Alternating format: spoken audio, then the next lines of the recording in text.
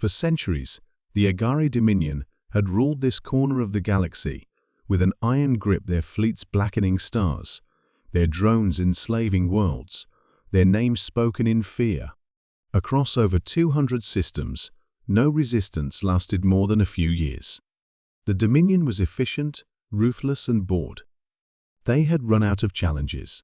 That is, until they came across a small blue planet in a forgotten arm of the Milky Way. Earth. The Dominion did not invade Earth immediately.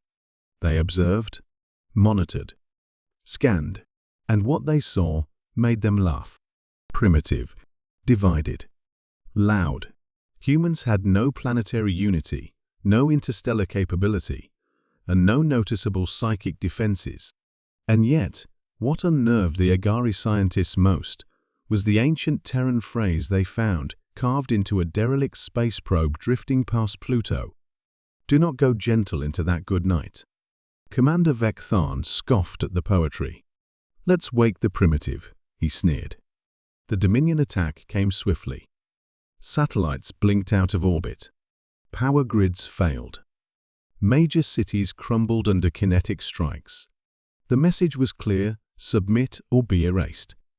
And then, for a moment, silence. The Agari believed Earth broken. But beneath the ashes, something stirred. The Dominion, in its arrogance, had mistaken chaos for weakness. They had kicked a slumbering beast.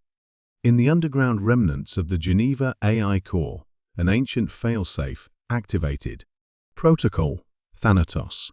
The core AI Archangel began awakening hidden assets, black sites, buried mechs, experimental weapons long mothballed. Around the planet, forgotten bunkers blinked to life. Deep beneath Iceland, Project GOLIA-TH stirred. General Myra D. Souza, thought dead, emerged from cryosleep.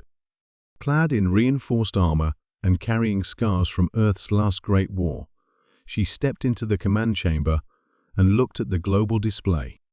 "Status?" she asked. "Enemy fleets in orbit," replied Archangel. "Orbital dominance, 92%. Human resistance, fractured." And Project GOLIA-TH. The AI paused.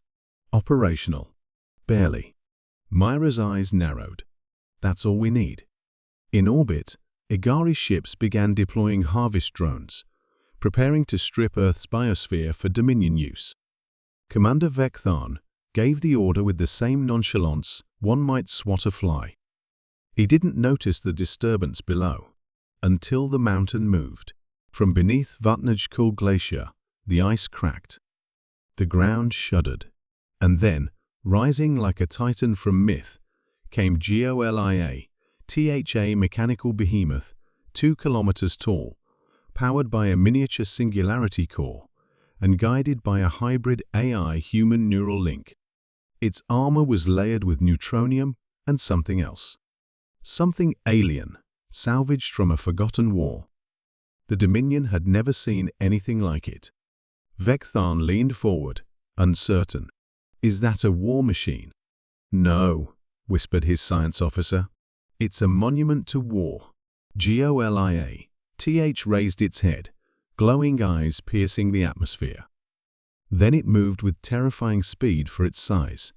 In a single bound, it launched itself into orbit, breaking the laws of physics and every expectation.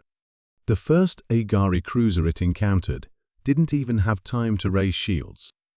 Earth retaliated, not with diplomacy, nor with pleas, but with fire and fury.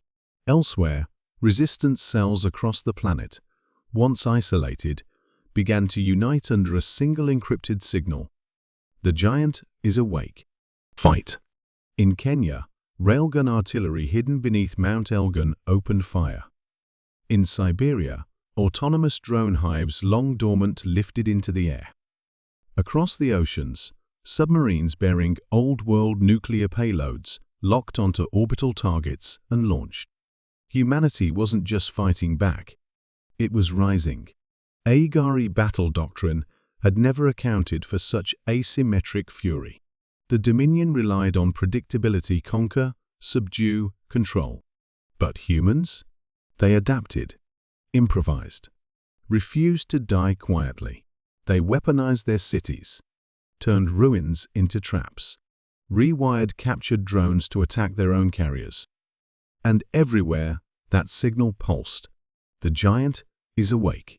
Goliath, meanwhile, tore through the Agari fleet with the cold rage of a god. Each movement calculated, brutal, poetic. It did not speak. It didn't need to.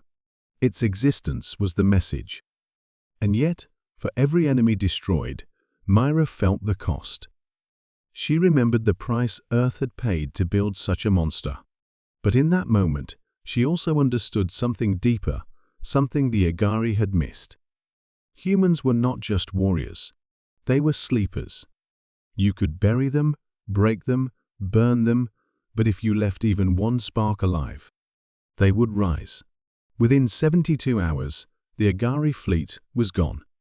The survivors fled, sending panic transmissions across the stars. Earth is not to be touched. There is a giant there, and it does not sleep anymore. In the silence that followed, Earth stood scarred but proud. General Myra looked up at the sky from the command deck, bloodied and exhausted. Archangel spoke beside her. "What now?" She smiled. "Now," she said, "we build upward," because humanity had remembered who it was. Not prey, not primitives, but giants. Sleeping giants, perhaps, but giants all the same.